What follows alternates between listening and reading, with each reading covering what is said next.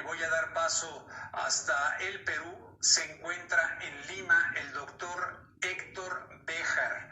El doctor Béjar, exministro de Relaciones Exteriores del Perú, justamente con el presidente Pedro Castillo, duró únicamente 19 días en el cargo. ¿Por qué? Se lo vamos a preguntar, nos va a platicar. Él es catedrático, es sociólogo, escritor, y le hemos invitado para platicar sobre la situación que se vive en estos momentos en Perú y cómo se han visto afectadas las relaciones con México. Les advierto que no es precisamente una de las voces que los medios de comunicación en México invitan para hablar acerca de este tema, donde muchos medios de comunicación pues plantean el punto de vista de que el expresidente, un golpista, alguien acusado de delitos y que se le está defendiendo de manera incorrecta aquí en México. Les advierto que es otro punto de vista porque creemos en la democracia y la pluralidad de voces. Doctor Béjar, me da mucho gusto saludarle. El gusto es mío, muchas gracias por la entrevista. Y al contrario, doctor. Amigos mexicanos y amigas mexicanas. Muchísimas gracias. No quiero dejar de decirle a la audiencia que usted fue guerrillero, creador del Ejército de Liberación Nacional, de existencia pues, un tanto cuanto efímera, de línea castrista, en fin, que conoció usted al Che Guevara. Bueno, lo dije en la introducción, pero al Che Guevara en La Habana, en Cuba. O sea que un hombre militante de izquierda para buscar cambiar la situación del Perú. A la distancia, doctor, ¿cómo piensa ahora? ¿Cuál es su visión ideológica de lo que ocurre hoy en el Perú y en el mundo? Bueno, yo siempre pienso, como he pensado y pensaré, que en el Perú existe un sistema social y económico injusto y que es necesario cambiarlo para abrir el sistema a la justicia, a la gente pobre, a la gente que está sin derechos. Eso es lo que siempre he pensado y pensaré todos los días de mi vida. Si alguna vez creyó usted en el camino revolucionario, en el camino de un ejército de liberación nacional peruano, ¿considera usted que la llamada democracia es una alternativa a la salida violenta de nuestros países o están cerrados los caminos de la democracia convencional? Yo creo que la democracia es una salida. Usted ha dicho muy bien con la llamada democracia. La llamada democracia es la que nos conduce a la violencia, pero la democracia de verdad, que es la democracia abierta a todos, a todas, es la única forma de entendernos y de organizar un sistema que nos sirva a todos, lo que ahora, desgraciadamente, no existe en el Perú. Doctor, usted fue canciller durante 19 meses, ¿verdad? Del presidente... perdón, dije, sí, me equivoqué, 19 días. 19 días. Ojalá hubiera sido durante 19 años, mucha gente sueña con...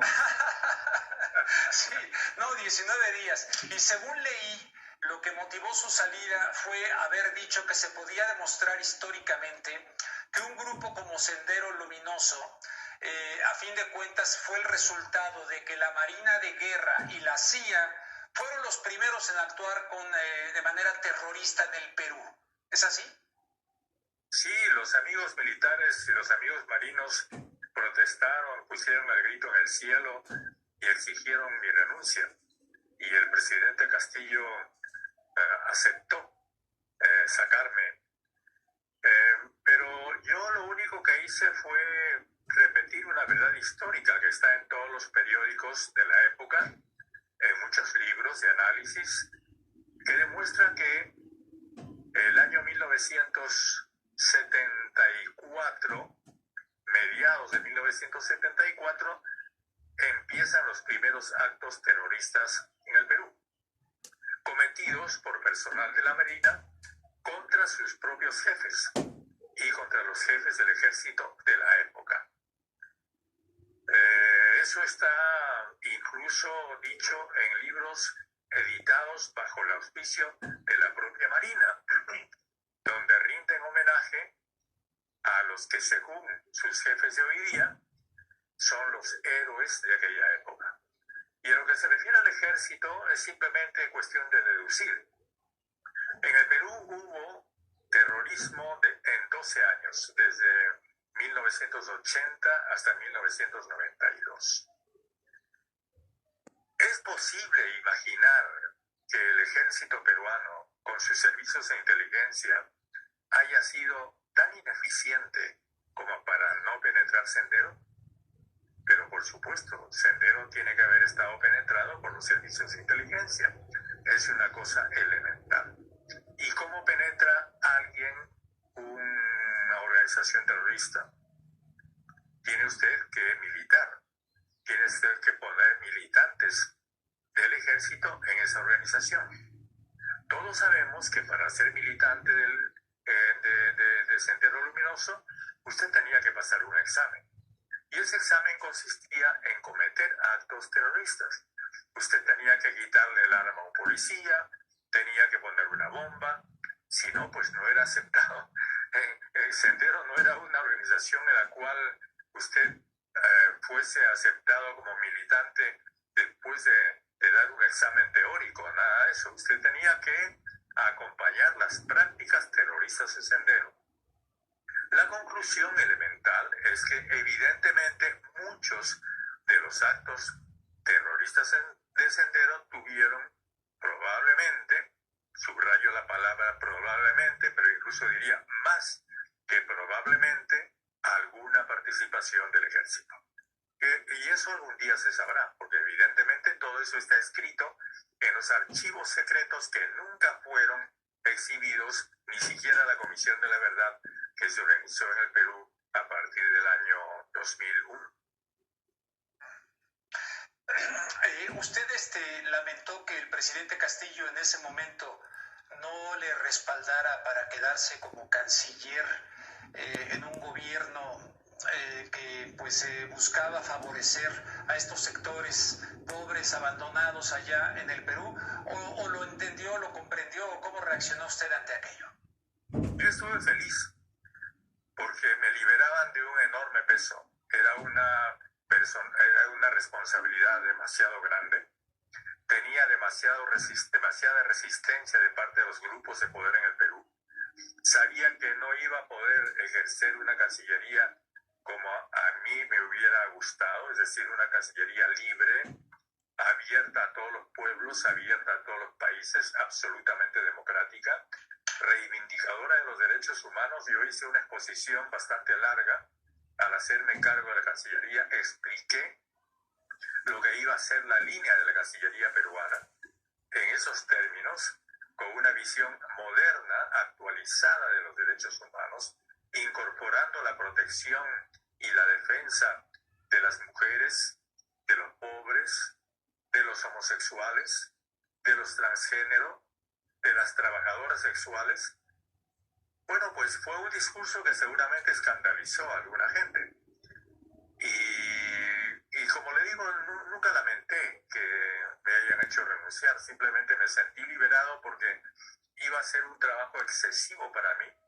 Y la verdad es que lo que yo más prefiero es leer, escribir, difundir, hablar, y trato de difundir información actualizada lo más que puedo. Doctor, algunas personas en el mundo, y en gran medida me incluyo, a veces pensamos que esto de la izquierda como tal habría como que redefinirlo, replantearlo, porque las élites mundiales parecieran ser un pulpo que lanza sus tentáculos tanto por la derecha como por la izquierda. Como ejemplo le pongo al señor George Soros, que incluso apoya a personas de una supuesta izquierda que entran al poder cargando el violín con la izquierda y terminan tocándolo pues con el neoliberalismo, con BlackRock, con esta cuestión que nos quieren llevar al famoso nuevo orden mundial del que hablaban los Bush, del que hablaba Obama, del que habla el actual presidente de los Estados Unidos, y todos parecen estar muy alineados, pero claro, presentan ciertas dádivas para los pobres. ¿Usted qué piensa? El señor Soros no es nada original en eso. Los peruanos lo hemos ganado largamente, históricamente.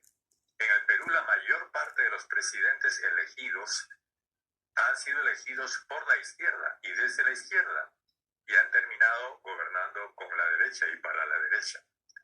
Entonces, como Ollanta Humala, ¿no? Como Ollanta Humala. Eso fue Alejandro Toledo, eso fue Ollanta Humala, hasta Kuczynski habló contra su rival Keiko Fujimori y dijo que era una ladrona, y recibió, por supuesto, el apoyo de la izquierda en su momento. Esa es nuestra historia. Entonces, lo que pasa es que ya la gente está harta de eso. El pueblo a veces lo aguantó, se resignó, pero parece que esos tiempos pasaron y ahora la gente peruana no está dispuesta a aceptar esas ficciones y estafas. Doctor, usted en octubre pasado, estuve leyendo, advirtió que los ataques en contra del presidente Castillo venían de grupos económicos muy fuertes. Entre ellos usted hablaba de 40 proyectos mineros que afectarían la vida de los Andes. De esto se habla muy poco por acá en los medios de comunicación de México. No se habla de ese aspecto. Lo ha hablado el presidente López Obrador, creo que puntualmente en este sentido. Sin embargo, los medios no. La mayoría de los medios, incluso los más creíbles, nos presentan una figura pues demoníaca del presidente Castillo, alguien que violó la ley, que intentó un golpe de Estado, pero ¿quién está detrás, en su opinión, aparte de estos grupos mineros que afectarían, como usted lo advirtió en octubre pasado, gravemente los Andes? Bueno, pues claro, ellos no hablan de esto a pesar de que es una información muy fácil de acceder. Basta que usted entre a la página del MEF, del Ministerio de Economía y Finanzas del Perú, que edita un documento que se llama el Marco Macroeconómico Multianual. Ahí está la lista de los 41 proyectos mineros que están esperando empezar. Están ya financiados, es una millonada de miles de millones de dólares. Y el presidente Castillo no ha hecho nada por darle luz verde. Y, como usted comprenderá, de una época en que el precio del cobre ha subido un montón, están desesperados por empezar. Hay que decir que esos son proyectos a tajo abierto. Es decir, vamos a tener 41 grandes forados en los Andes que necesitan una enorme cantidad de agua. Se van a tomar mucha del agua porque muchos de ellos están en las cumbres andinas y en las cuencas hidrográficas, en el origen de las cuencas hidrográficas que tiene el Perú. El Perú no tiene muchas cuencas hidrográficas, en el Perú el agua no es abundante. Entonces, eso va a afectar la vida de las comunidades locales que hace tiempo están resistiendo a esas inversiones. Y hay muchas inversiones que están ya en ejecución que tampoco pueden continuar en este momento. Entonces, una de las razones por las cuales el presidente Castillo ha sido destituido es para que no siga siendo el obstáculo a la ejecución, yo diría, violenta de todos estos proyectos, que sin duda van a causar una cadena de movimientos de resistencia de parte de las comunidades locales peruanas, muchas de ellas campesinas, de agricultores, pero no solamente de agricultores, también pequeñas ciudades, también pobladores, etcétera, etcétera. Esa es una de las razones. Yo creo que incluso podríamos decir que es la razón fundamental. La otra que se ha mencionado mucho es que hay algunos proyectos que se llaman proyectos ley, que fueron introducidos por el gobierno de Fujimori en el año 90, que vencen el próximo año y que deberían ser rediscutidos. Sin duda, si es que el próximo año tenemos un gobierno militar, como es el que ahora tenemos en la práctica, de la orientación política del gobierno actual, pues serán renovados sin ninguna discusión por unos 40 o 50 años más. Ese es el futuro que nos espera, a no ser que las cosas cambien. Pues muy interesante lo que nos plantea, y sobre todo retomando aquello de la llamada democracia, porque incluso en Estados Unidos, yo recuerdo mucho mi conversación con el escritor Gore Vidal, y me decía, no se equivoque, señor Luengas, me decía, aquí no hay más que un solo partido político, con dos alas, y las dos alas son derechas. Claro, es un partido único con dos cabezas, como dicen, ¿no? Un partido único con dos cabezas, y yo creo que por ahí va Mauricio Funes. Lo entrevisté, lo apoyé dándole voz como candidato a El Salvador. Cuando fue a Los Ángeles ya como presidente, al aire, está grabado, me dice, Rubén, llegué a la presidencia y me di cuenta que no podía cumplir mis promesas. Está el famoso libro de Confesiones de un gángster económico, de John Perkins, quien él me dice, no, Omar Torrijos, el papá, no murió en un avión, lo matamos. Y el ecuatoriano, que ahora se me va también, dice, no murió en un accidente de avión. No, antes de Correa. Roldós. Jaime Roldós, correcto. Fue asesinado porque primero dice, entramos nosotros, y si eso no funciona, entran los chacales, y si eso no funciona, entra el Pentágono. Eso me dijo.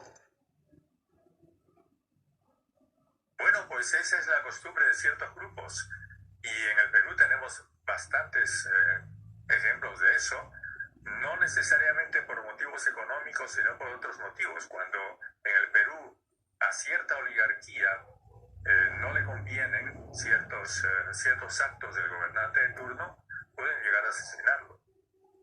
En el Perú hemos tenido varios presidentes asesinados, y con crímenes de los cuales se conoció al actor inmediato, pero no a la mano que puso la pistola o el revólver en el puño del asesino.